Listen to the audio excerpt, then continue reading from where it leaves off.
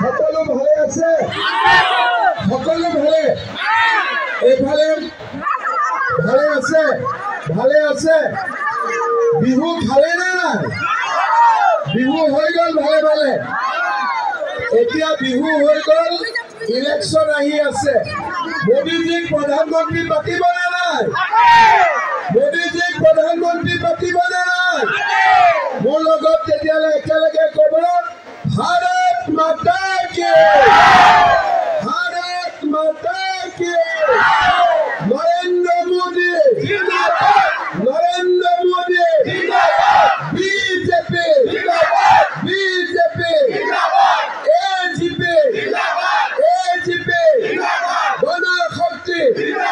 गणशक्ति बहुत बहुत धन्यवाद আজি आमार सभात उपस्थित অসম চৰকাৰৰ শিক্ষামন্ত্ৰী ডক্টৰ ৰণোজ পেগু ডাঙৰীয়া বিধানসভাৰ উপাধ্যক্ষ নোমল মমিন ডাঙৰীয়া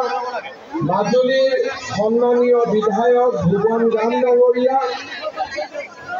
ভাৰতীয় জনতা পাৰ্টিৰ সভাপতি বীৰেন শইকীয়া ডাঙৰীয়া অসম গণ পৰিষদৰ সভাপতি ফণীধৰ তাহু ডাঙৰীয়া গণশক্তিৰ সভাপতি ৰঞ্জিত দলে ডাঙৰীয়া বসন্ত শইকীয়া ডাঙৰীয়া দীপক গোস্বামী ডাঙৰীয়া লোকনাথ কুতুম ডাঙৰীয়া কামাখ্যা মোহন দাস ডাঙৰীয়া আই মাতৃসকল যুৱক যুৱতী বন্ধু বান্ধৱীসকল আৰু মাজুলীৰ সন্মানীয় সুধীবৃন্দ পোনপ্ৰথমে অসমৰ আধ্যাত্মিক ৰাজধানী আৰু আমাৰ সকলোৰে শ্ৰদ্ধাৰ মাজুলীবাসী ৰাইজলৈ মই মোৰ সেৱা আৰু শ্ৰদ্ধা আগবঢ়াইছোঁ। শ্ৰদ্ধাৰ ৰাইজ, আপোনালোকে জানে যে অহা 19 তাৰিখে লোকসভাৰ নিৰ্বাচন অনুষ্ঠিত হ'ব। আমি এই লোকসভাৰ নিৰ্বাচনত এজন প্ৰধানমন্ত্ৰী নিৰ্বাচন কৰিব লাগিব। আমি এমপি কিয় পাতো যাতে এমপি জনৰ ভোটেৰে দেশত এজন ভাল প্ৰধানমন্ত্ৰী হ'ব পাৰে। আজি যেতিয়া আমি বিজেপি দলক ভোট দিম তেতিয়া ভাৰতৰ প্ৰধানমন্ত্ৰী নৰেন্দ্ৰ মোদী হ'ব আৰু যদি আমি বিজেপিক ভোট নিদিও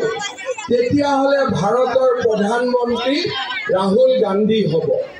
আমি সিদ্ধান্ত ল'ব লাগিব যে আমাক নৰেন্দ্ৰ মোদী ডাঙৰীয়াক প্ৰধানমন্ত্ৰী হিচাপে লাগে নে আমাক ৰাহুল গান্ধীক প্ৰধানমন্ত্ৰী হিচাপে লাগে। কাক লাগে আপোনালোকক? আজি কাশ্মীৰৰ পৰা কন্যাকুমাৰী, শিলচৰৰ পৰা সৌৰাষ্ট্ৰলৈকে সমগ্ৰ ভাৰতৰ মানুহে সিদ্ধান্ত লৈছে যে আমি ভাৰতৰ তৃতীয়বাৰৰ বাবে প্ৰধানমন্ত্ৰী হিচাপে নৰেন্দ্ৰ মোদী ডাঙৰীয়াক নিৰ্বাচন কৰি ভাৰতৰ দুৰ্যোগৰ সময়ত যেতিয়া কোভিড হৈছিল এই নৰেন্দ্ৰ মোদীয়ে আমাৰ বাবে ভেকচিন আনিছিল, ঘৰে ঘৰে আমাক ভেকচিন দিছিল। যেতিয়া কোভিডৰ সময়ত আমি দোকান পোহাৰলৈকে ওলাই যাব পৰা নাছিলোঁ, ঘৰতে বন্দী হৈ আছিলোঁ, সেই সময়ত আমাক সকলোকে চাউলৰ যোগান ধৰিছিল এই নৰেন্দ্ৰ মোদীয়ে। এই নৰেন্দ্ৰ মোদীৰ নেতৃত্বত আজি ভাৰতৰ চাৰিওফালে বিকাশ হৈছে, ভাৰতৰ চাৰিওফালে উন্নতি হৈছে আৰু আমাৰ ৰাজ্যখনো আজি উন্নতিৰ পথত আগবাঢ়িছে। শ্ৰদ্ধা ৰাইজ, নিমাতী কমলাবাৰীৰ মাজত আমাক দলং কোনে দিলে? প্ৰধানমন্ত্ৰী নৰেন্দ্ৰ মোদী ডাঙৰীয়াই আমাক দলং দিলে। শ্ৰদ্ধা ৰাইজ, আমি অসমীয়া লোক, আমি কৃতজ্ঞ জাতি, আমি গুণীৰ গুণ বুজো আৰু গুণীক আমি উপযুক্ত সন্মান দিব জানো। শ্ৰদ্ধা ৰাইজ, নৰেন্দ্ৰ মোদী ভাৰতৰ প্ৰধানমন্ত্ৰী হোৱাৰ আগতে আমাৰ অসমত কোনো প্ৰধানমন্ত্ৰী কেতিয়াও 5 বছৰত দুবাৰতকৈ বেছি অহা নাছিল। যেতিয়া ডক্টৰ মনমোহন সিং অসমৰ পৰা ৰাজ্যসভাত জিকি ভাৰতৰ প্ৰধানমন্ত্ৰী হৈছিলে তেতিয়াও তেওঁ বছৰত এবাৰো অসমত অহা নাছিল 5 বছৰত তেওঁ দুবাৰ বা তিনিবাৰ অসমলৈ আহিছিল 10 বছৰ তেওঁ প্ৰধানমন্ত্ৰী হৈ আছিলে 6 বাৰ 7 বাৰতকৈ তেওঁ অসমলৈ অহা নাছিল তাৰে দুবাৰটো ৰাজ্যসভাৰ নমিনেশ্যন দিবৰ কাৰণে আহিছিল কিন্তু এই নৰেন্দ্ৰ মোদী তেওঁ অসমৰ নহয় তেওঁ গুজৰাটৰ কিন্তু অসমত তেওঁ এতিয়ালৈকে 26 বাৰ তেওঁ অসমলৈ আহিছে 26 বাৰ আজি ৰাতিও তেওঁ অসমলৈ আহিব আৰু আপোনালোকে দেখা পায় যে অকল অসমত অহাই নহয় আমাৰ যিখন অসমৰ বিহুৱান সেই বিহুৱানখন লৈ তেওঁ দিল্লীতো বিহুৱান লৈ তেওঁ মিটিঙত আহিব আমেৰিকাত গ'লেও ডিঙিত বিহুৱান জাপানত গ'লেও ডিঙিত বিহুৱান আমাৰ অসমীয়া মানুহে দিল্লীত গ'লে কিমান বিহুৱান পিন্ধে সেয়া প্ৰশ্নবোধক চিন কিন্তু নৰেন্দ্ৰ মোদীয়ে যেতিয়া কোভিডৰ ভেকচিন ল'ব যায় তেতিয়া তেওঁ অসমীয়া গামোচাখন ডিঙিত পিন্ধি ৰাখে কেইদিনমান আগতে নৰেন্দ্ৰ মোদী ডাঙৰীয়া কাজিৰঙালৈ আহিছিল মোক কৈছিলে মোদী ডাঙৰীয়াই যে মই এদিন কাজিৰঙাত থাকিম মই বিশ্বাস কৰা নাছিলোঁ কাজিৰঙাত আমাৰে ৰাতি থকা নহয় মোদীয়ে কিয় কাজিৰঙাত থাকিব মোদীজীয়ে কৈছিল নহয় মই সঁচাই কাজিৰঙাত থাকিম তেওঁ আহিলে তেওঁ কাজিৰঙাত ৰাতি থাকিলে আৰু কাজিৰঙাৰ গড়বিলাকৰ ধুনীয়া ধুনীয়া ফটো তেওঁ পৃথিৱীত প্ৰচাৰ কৰিব কংগ্ৰেছৰ দিনত কি হৈছিল এই গড়বিলাকক মাৰি মাৰি গড়বিলাক কাটি খৰ্গ কাটি পেলোৱা হৈছিল মোদীজী যেতিয়াৰ পৰাই ভাৰতৰ প্ৰধানমন্ত্ৰী হ'ল গড়ৰ খৰ্গ এতিয়া কাটি কোনেও নিব নোৱাৰে গড়ৰ খৰ্গ কাটাৰ প্ৰশ্ন গ'ল এতিয়া সকলোৱে গড়ক সংৰক্ষণ কৰিছে মোদী ডাঙৰীয়াৰ প্ৰেৰণাত মই সিদিনাখন মোদী ডাঙৰীয়াক কৈছিলোঁ যে মোদী ডাঙৰীয়া আপুনি কাজিৰঙাত এদিন ৰাতি থাকিলে সঁচাকৈয়ে মই গৌৰৱ অনুভৱ কৰিছোঁ কিন্তু মোৰ এটা অনুৰোধ আপুনি এদিন ৰাতি মাজুলীতো আহি থাকিব লাগিব মোদী ডাঙৰীয়াই মোক প্ৰতিশ্ৰুতি দিছে যে তেওঁ এনেকৈ এদিন ৰাতি তেওঁ মাজুলীতো কটাব সেই প্ৰতিশ্ৰুতি নৰেন্দ্ৰ মোদী ডাঙৰীয়াই মোক দি থৈ গৈছে শ্ৰদ্ধাৰ ৰাইজ আজি মাজুলীৰ আধ্যাত্মিক শক্তি মাজুলীৰ কৃষি মাজুলীৰ সভ্যতা আৰু মাজুলীৰ শক্তিৰ লগত আজি ভাৰত চৰকাৰ আৰু অসম চৰকাৰ আমি দুইটাই একেলগে থিয় হৈছোঁ আপোনালোকৰ মনত আছে সৰ্বানন্দ সোণোৱাল ডাঙৰীয়া যেতিয়া অসমৰ মুখ্যমন্ত্ৰীৰ পদত অধিষ্ঠিত হয় সেই সময়তে আমি মাজুলীক অসম চৰকাৰে জিলা হিচাপে ঘোষণা কৰোঁ আৰু আজি মাজুলী জিলা হয় কংগ্ৰেছৰ চৰকাৰ আছিলে ৭৫ বছৰ কংগ্ৰেছৰ শাসন আছিলে কিন্তু মাজুলীক কেতিয়াও গুৰুত্ব দিয়া নাছিলে ইয়াতে আহি কয় যে মাজুলীৰ মানুহে দলং সোধাই নাছিল আমি ক'ৰ পৰা দলং দিম ইমান ডাঙৰ মিছা কথা ৰাজনীতি কৰা মানুহে কেতিয়াও ক'ব নাপায় শ্ৰদ্ধাৰ ৰাইজ কংগ্ৰেছৰ দিনত কি আছিল বোলে মাজুলীত বানপানী নাও নচলে বোলে কলগছৰ ভূৰ বনাই পেলাই যোৱা অহা কৰে এনেকৈ কংগ্ৰেছৰ নেতাই কৈছিলে আজি এই মাজুলীৰ পৰিৱৰ্তন হৈছে আজি আপোনালোকে জানে যে নিমাতী কমলাবাৰীৰ দলং হ'ল চেলেক ধুনাগুৰিৰ দলং আৰু মই আপোনালোকক প্ৰতিশ্ৰুতি দিছোঁ যে 2026 চনৰ ভিতৰত 2খন দলং আমি সম্পূৰ্ণ কৰিম এই প্ৰতিশ্ৰুতি মই আজি আপোনালোকক আকৌ এবাৰ দিব খুজিছোঁ শ্ৰদ্ধাৰ ৰাইজ এই 2খন দলং হৈ যোৱাৰ পিছত মাজুলীৰ পৰিৱেশৰ পৰিৱৰ্তন হ'ব নতুন নতুন মানুহ আহিব বিচাৰিব মাজুলীত মাটি কিনিব খুজিব মাজুলীত ঘৰ বনাব খুজিব এতিয়া অসম চৰকাৰে সিদ্ধান্ত লৈছে যে আমি এখন নতুন আইন আনিম যি আইনৰ জৰিয়তে মাজুলীৰ মাটি কোনো বাহিৰৰ মানুহে আহি কিনিব নোৱাৰিব, অকল মাজুলীৰ ভিতৰৰ মানুহেহে মাজুলীৰ মাটি কিনিব পাৰিব। মাজুলীক আমি এটা ঐতিহ্য বেল্ট অৰ্থাৎ হেৰিটেজ বেল্ট হিচাপে আমি স্বীকৃতি দিব খুজিছো, যাতে দুইখন দলং হোৱাৰ পিছতো মাজুলীৰ মানুহৰ হাতৰ পৰা মাটিৰ অধিকাৰ হেৰাই নাযায় আৰু মাজুলীৰ ৰাইজ মাটিৰ অধিকাৰ সদায় লাভ কৰি থাকিব পাৰিব। শ্ৰদ্ধাৰ ৰাইজ, মই যেতিয়া মিটিঙত যাওঁ ৰাইজৰ বহুত কথা কওঁ। আজি মাজুলীত আহিছো, মাজুলীৰ ৰাইজক মই আৰু এটা কথা ক'ব খুজিছো। চেলেক ধূনাগুৰি দলং হৈ যাব আৰু তাৰ পিছত আমাৰ লখিমপুৰ, বিহপুৰীয়া আৰু আমাৰ যোৰহাট এই দুইটাই মাজুলীৰ ওচৰ চাপি যাব। আজি মই বৰপমুৱা গাঁৱত উপস্থিত আছো। ৰণোজ পেগু ডাঙৰীয়াই মোক কৈছে যে বৰপমুৱাৰ পৰা ঘূনাখুঁটিলৈ যদি আমি এখন দলং বনাই দিব পাৰোঁ, তেতিয়াহ'লে ঘূনাখুঁটিৰ পৰা লখিমপুৰত দলঙৰ নিৰ্মাণৰ কাম ইতিমধ্যে আৰম্ভ হৈছে। অৰ্থাৎ আমি মাজুলীৰ পৰা লখিমপুৰ মাত্ৰ 1 ঘণ্টাৰ ভিতৰত আমি গৈ পাব পাৰোঁ। শ্ৰদ্ধাৰ ৰাইজ, আজিকালি যেতিয়া ডিব্ৰুগড়ৰ পৰা মাজুলী আহিব লাগে, মথাউৰি দি মানুহ আহে 2 ঘণ্টাৰ ভিতৰত ডিব্ৰুগড় পায়। চেলেক ধূনাগুৰি দলং হোৱাৰ পিছত বিহপুৰীয়া আমাৰ ৰিং এটাৰ সমান দূৰ হ'ব। যোৰহাট আমি হাততে ঢুকি পাম আৰু এইবাৰ যেতিয়া বৰপমুৱাৰ পৰা যেতিয়া ঘূনাখুঁটিলৈ দলং হ'ব, সমগ্ৰ মাজুলীৰ পৰিৱেশ একেবাৰে পৰিৱৰ্তন হ'ব আৰু সেই পৰিৱৰ্তনেৰে আজি আমি সংকল্প ল'ব খুজিছো। শ্ৰদ্ধাৰ ৰাইজ, মাজুলীত মই যেতিয়াই আহোঁ ভুৱন গামে মোক সদায় কয় যে দলং হ'ল, কিন্তু মাজুলীত আমাৰ স্বাস্থ্যৰ পৰিৱেশ ঠিক হোৱা নাই। মাজুলীত ডক্টৰ নাথাকে, মাজুলীৰ মানুহে চিকিৎসাৰ সুবিধা নাপায়। শ্ৰদ্ধাৰ ৰাইজ, আজি এই নিৰ্বাচনী সভা, ইয়াৰ ইমান ডাঙৰ মিটিং মাজুলীত আগতে কেতিয়াও হোৱা নাছিল। হৈছিল নেকি? কেতিয়াবা আগত? আজি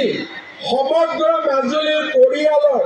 এজন নহয় এজন সদস্য হ'লেও ইয়াত আজিৰ সভাত উপস্থিত আছে। মই মাজুলীৰ ৰাইজক ক'ব খুজিছো যে মোৰ চৰকাৰৰ দিনতে মাজুলীত মই এখন মেডিকেল কলেজৰ নিৰ্মাণৰ কামত হাতত লওঁ। মাজুলীত 2 পাৰে দলং হ'ব, মাজুলীত মেডিকেল কলেজ হ'ব আৰু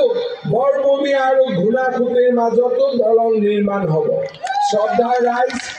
মাজুলীৰ ৰাস, মাজুলীৰ আনন্দ, মাজুলীৰ উৎসৱ অসমীয়া জাতীয় জনজীৱনৰ উৎসৱ। মোৰ এটা সদায় মনত আছে যে মাজুলীত আমি 2000 মানুহ একেলগে বহিব পৰা এটা আধুনিক প্ৰেক্ষাগৃহ নিৰ্মাণ কৰিব লাগিব, যাতে মাজুলীৰ অনুষ্ঠানবিলাক সকলো ৰাইজে চাব পাৰে, সকলো ৰাইজে একেলগে বহি অনুষ্ঠান উপভোগ কৰিব পাৰে। শ্ৰদ্ধাৰ ৰাইজ, আজি মাজুলীৰ বাবে এই কামখিনি কৰাৰ শক্তি মই ক'ৰ পৰা পাইছোঁ? কাৰণ মোদী ডাঙৰীয়া প্ৰধানমন্ত্ৰী হ'ব আৰু মোদী ডাঙৰীয়াক মই মাজুলীৰ কাৰণে যি বিচাৰোঁ, মোদী ডাঙৰীয়াই না বুলি নকয়, মোদী ডাঙৰীয়াই হা বুলি কয়। শ্ৰদ্ধাৰ ৰাইজ, কংগ্ৰেছ দলে আমাক দিব পৰাৰ ভিতৰত একো নাই। কংগ্ৰেছে আমাক নিদিয়েও, কংগ্ৰেছে আমাৰ হৈ নকৰে। আজি যদি 75 বছৰ আগতে যদি মাজুলীৰ উন্নয়নৰ কাম আৰম্ভ হ'লহেঁতেন, আজি মাজুলী গৰাখহনীয়াৰ কবলত নপৰিলেহেঁতেন। কেইদিনমান আগতে আমাৰ মন্ত্ৰী পীযুষ হাজৰিকা আৰু ৰণোজ পেগু ডাঙৰীয়া বিভিন্ন অঞ্চলত গৈছিলে, লোহিত খাবলৈ গৈছিলে। মোক কৈছিলে লোহিত খাবলৈ গৰাখহনীয়াৰ কাম কৰিব লাগে, লোহিত খাবলৈতো দলং বনাব লাগে। বিভিন্ন অঞ্চলত শিকলি চাপৰিত গৈছিলে, তাতে লাইটে কাৰেণ্টে যোৱা নাই। সমস্যাৰ ওপৰত মাজুলীত সমস্যা আছে, কিন্তু এখন চৰকাৰৰ ওপৰতে এই সমস্যাবিলাক সমাধানৰ বোজা নপৰিলেহেঁতেন যদি কংগ্ৰেছে 47 চনৰ পৰা অলপ কৰি কাম কৰি গৈ থাকিলেহেঁতেন। এতিয়া যেতিয়া মাজুলীত আমি আহিম গৰাখহনীয়াৰ কামো কৰিব লাগিব, ৰাস্তা ঘাটৰ কামো কৰিব লাগিব, দলঙৰ কামো কৰিব লাগিব, আনকি মাজুলীৰ মানুহৰ মাটিৰ পট্টাখনো কংগ্ৰেছে দি থৈ যাব পৰা নাছিলে। আজি আপোনালোকে প্ৰশ্ন কৰক, কংগ্ৰেছততো আগতে মাজুলীৰ মানুহে ভোট দিছিলে, কংগ্ৰেছৰ বিধায়ক আছিলে, কংগ্ৰেছৰ চৰকাৰ আছিলে, কংগ্ৰেছৰ দিল্লীত চৰকাৰ আছিলে,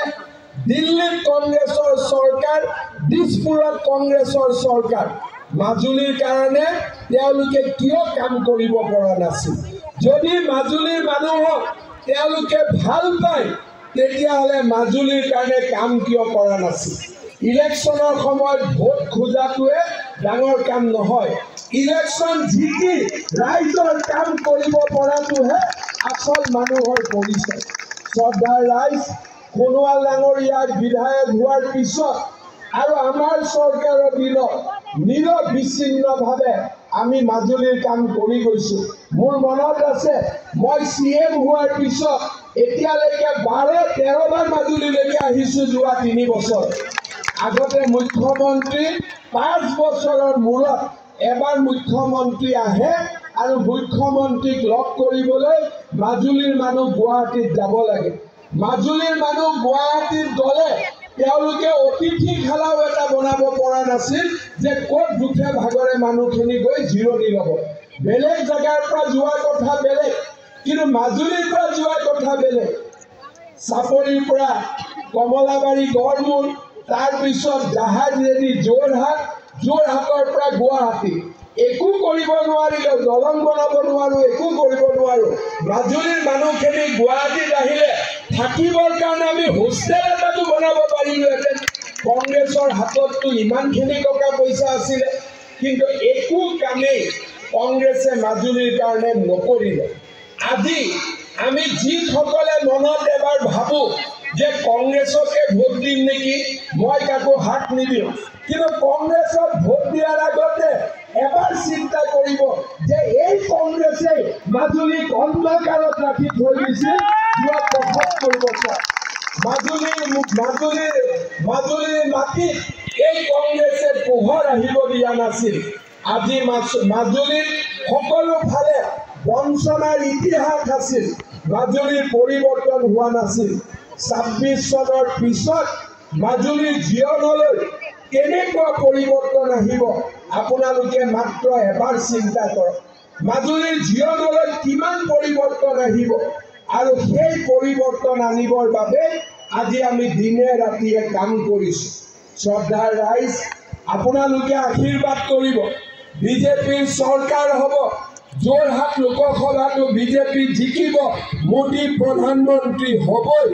আৰু আমি সকলোৱে লগ লাগি মাজুলীৰ উন্নয়নৰ কাৰণে কাম কৰিম। শ্ৰদ্ধাৰ ৰাইজ,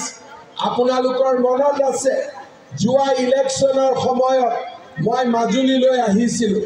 যেতিয়া মাজুলীৰ ৰাইজৰ আগত মই কৈছিলোঁ যে যদি আমাৰ বিজেপিৰ চৰকাৰ হয় আমি অসমৰ 1 লাখ যুৱক যুৱতীক চৰকাৰী চাকৰি দিম। কোনেও মোক বিশ্বাস কৰা নাছিলে যে 1 লাখ ল'ৰা ছোৱালীক চাকৰি ক'ৰ পৰা হ'ব, চৰকাৰৰ ইমান টকা আছে জানো, চাকৰি দিলে বা দৰমহা ক'ত দিব, বিভিন্ন প্ৰশ্ন আছিল। আজি চৰকাৰ হোৱা মোৰ 3 বছৰ হোৱা নাই, এই 3 বছৰ নহওঁতে আজি আমি অসমৰ 1 লাখ ল'ৰা ছোৱালীক আমি চৰকাৰী চাকৰি দিলোঁ। শ্ৰদ্ধাৰ ৰাইজ, চাকৰি দিয়াও ডাঙৰ কথা নহয়, কিন্তু আজি আপোনালোকে চিন্তা কৰক চাকৰি কোনে পায়? যেতিয়া চাকৰিৰ ৰিজাল্ট দিয়ে, চাকৰি পাই ঠেলাৱালাৰ ল'ৰা, ৰিক্সা চালকৰ ল'ৰা, খেতিয়কৰ ল'ৰা, কাম কৰা মানুহৰ ল'ৰা ছোৱালীয়ে আজি চৰকাৰী চাকৰি পায়। আজি মাজুলীৰ এই বিশাল সভা মই আকৌ এবাৰ ঘোষণা কৰিছোঁ যে আমাৰ চৰকাৰে অহা এটা বছৰৰ ভিতৰত আৰু 50,000 ল'ৰা ছোৱালীক চৰকাৰী চাকৰি দিব। 50,000 ল'ৰা ছোৱালীক চৰকাৰী চাকৰি দিব। শ্ৰদ্ধাৰ ৰাইজ, মই যেতিয়া মাজুলীত আহোঁ সদায় মোৰ এপ্লিকেশ্যন জমা হয় মই ঘৰত গৈ এপ্লিকেশ্যনবিলাক চাওঁ মেক্সিমাম এপ্লিকেশ্যন মহিলাসকলৰ আহে যে আমাক অৰুণোদয় লাগে লাগেনে নাই অৰুণোদয় কাক অৰুণোদয় লাগে হাত দাঙকচোন চবকে লাগে মই যেতিয়াই মাজুলীলৈ আহোঁ আৰু গুৱাহাটীত গৈ মই এপ্লিকেশ্যনবিলাক খোজোঁ মই দেখোঁ মাজুলীত মহিলাৰ এপ্লিকেশ্যনত অৰুণোদয়ৰ আবেদন বেছি আজি মই আপোনালোকক কৈ থৈ গৈছোঁ যে এই বছৰৰ ভিতৰতে মাজুলীত ঘৰে ঘৰে অৰুণোদয় পাব এই প্ৰতিশ্ৰুতি মই আপোনালোকক দি থৈ গৈছোঁ ঘৰে ঘৰে এজন দুজন নহয় প্ৰত্যেকটো পৰিয়ালতে আকৌ এবাৰ নোপোৱা মানুহখিনিয়ে হাত দাঙকচোন কোনে কোনে অৰুণোদয় পোৱা নাই এইখিনিয়ে পোৱা নাইতো আপোনালোকৰ প্ৰত্যেকৰে ঘৰত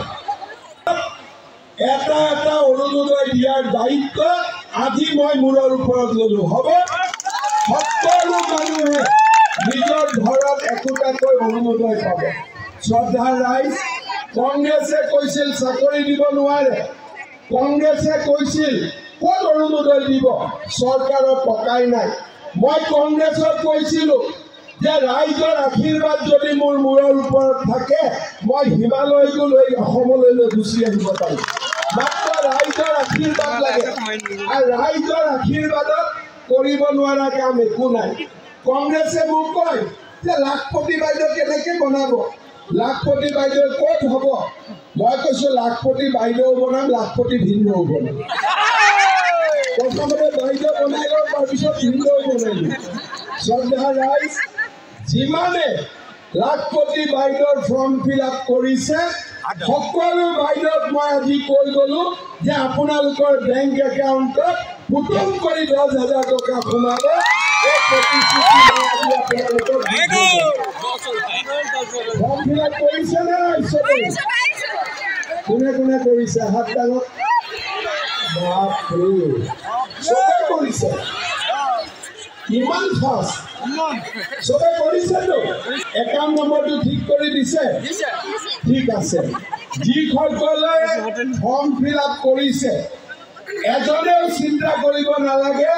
যিমানে ফৰ্ম ফিল আপ কৰিছে সকলোৱে 10,000 টকাকৈ লাভ কৰিব আৰু এটা মই কথা কৈ যাওঁ 10,000 টকাটো আৰম্ভণি বুলি ধৰিব টকাটো পাই আকৌ গিৰিয়েকসকলক দি দিম নেকি আচ্ছা নিদিলেও গিৰিয়েকসকলে বেয়া পাব নহয় কি এটা মই বুদ্ধি দিওঁ টকাটো দিয়াৰ আগতে মই আপোনালোকক দিনটো দি দিম যে অমুক তাৰিখে টকাটো সোমাব টকাটো সোমোৱাৰ 7 দিন আগৰ পৰা গিৰিয়েকসকলক খুব গৰম ভাত খুৱাব ঠাণ্ডা ভাত নোখোৱাব ঠিক আছে মৰমত ৰাখিলে আৰু আপোনালোকক দিগদাৰী নকৰে উল্টা টকা 2,000 দিহে দিব হয়নে নহয় মই বুদ্ধিটো ভাল দিছোঁ নে বেয়া দিছোঁ আচ্ছা মই কিয় এই বুদ্ধিটো দিছোঁ 10,000 টকাটো আৰম্ভণি এই 10,000 টকাটো লৈ গ্ৰুপত যদি দিয়ে 1 লাখ হ'ব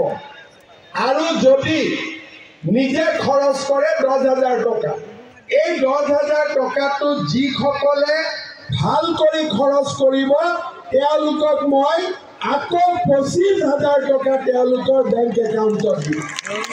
শ্ৰদ্ধা ৰাইজ সৰু এটা আপোনালোকক কথা ক'ব খুজিছোঁ আজি আপোনালোকে জানে 20 তাৰিখৰ পিছত মেট্ৰিক পৰীক্ষাৰ ৰিজাল্ট দিব ৰনোজ পেগু শিক্ষামন্ত্ৰী তেওঁ জানে কোনদিনা দিব মই এটা আন্দাজত জানো যে 20 তাৰিখৰ পিছত ৰিজাল্ট দিব অসমত 5 লাখ ল'ৰা ছোৱালীয়ে মেট্ৰিক পৰীক্ষা দিয়ে কিন্তু 3 লাখ পাছ কৰে 1 লাখ কলেজত যায় 2 লাখ কলেজত নাযায় কিয় নাযায় এটাতো ভাল ল'ৰা পালে বিয়া হৈ গ'ল কোনোবা ল'ৰাই বেলেগ পৰিয়ালৰ চিন্তা কাম কাজ কৰিব লাগে কিন্তু মোৰ মনত প্ৰশ্ন হ'ল যে আমি ল'ৰা ছোৱালীক কলেজত পঢ়াব লাগে আজি মাজুলীত মেডিকেল হ'ব 100টা মেডিকেল সিট হ'ব যদি মাজুলীৰ ল'ৰা ছোৱালীয়ে পঢ়িব নোৱাৰে মাজুলীৰ ডাক্তৰ আমি ক'ৰ পৰা পাম আজি যোৰহাটত মেডিকেল কলেজ হ'ব হৈছে যদি যোৰহাটৰ ল'ৰা ছোৱালীয়ে পঢ়িব নোৱাৰে লাভ কি হ'ব মেডিকেল কলেজ হ'ব হলে মাজুলীত BSc নাৰ্ছিং কলেজো হ'ব লগতে এখন ডেন্টেল কলেজো হ'ব মেডিকেল কলেজৰ লগতে থাকে মেডিকেল কলেজ হলে তাৰ লগত মোৰ মাজুলীত ইচ্ছা আছে যে লগতে আয়ুৰ্বেদিক কলেজ এখনতো লগতে খোলা কিন্তু কলেজ বিলাকত পঢ়িব কোনে মাজুলীৰ বাহিৰৰ পৰা আহি পঢ়িলেতো নহব যদি মাজুলীৰ ল'ৰা ছোৱালী পঢ়িব লাগে মাজুলীত আমি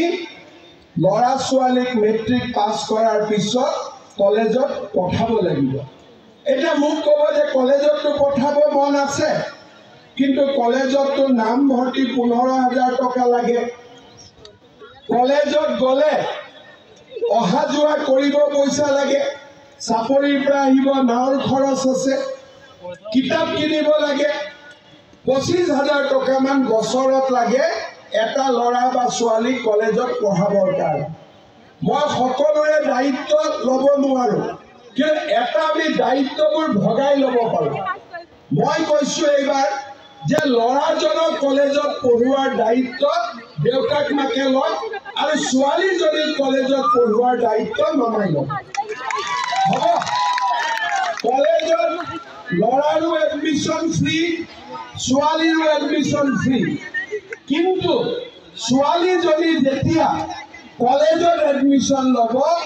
তাইৰ বেংক একাউণ্টত মই প্ৰত্যেক বছৰে 10,000 টকা কৰি সোমাই দিম প্ৰত্যেক বছৰে আৰু যেতিয়া তাই ইউনিভাৰ্চিটি পঢ়িব তাইৰ বেংক একাউণ্টত মই 25,000 টকা সোমাই দিম যাতে সকলোৱে ধুনীয়াকৈ পঢ়িব পাৰে শ্ৰদ্ধাৰ ৰাইজ মোৰ মনত ইচ্ছা যে আমাৰ অসমখন পিছ পৰি থাকিব নালাগে আজি অসমত এটা দিন আছিল য'ত কাজিয়া পেচাল বন্দুক বাৰুদ গুলি বোমা এনেকুৱা অসমত দিন আছিল আজি আমি অসমত সকলো সমস্যা সমাধান কৰিছো বড়ো আন্দোলন সমাপ্ত হ'ল কাৰ্বি আন্দোলন সমাপ্ত হ'ল ডিমা হাছাওৰ আন্দোলন সমাপ্ত হ'ল আলফাৰ ল'ৰা ছোৱালীবিলাকো ৰাষ্ট্ৰৰ মূল খুঁটিলৈ উভতি আহিছে আজি আমাৰ ৰাজ্যখনত জনজাতীয় আৰু অজনজাতীয় লোকৰ মাজত অবিশ্বাস নোহোৱা হ'ল ইজনে সিজনৰ ওচৰ চাপি গ'ল অনুসূচিত জাতি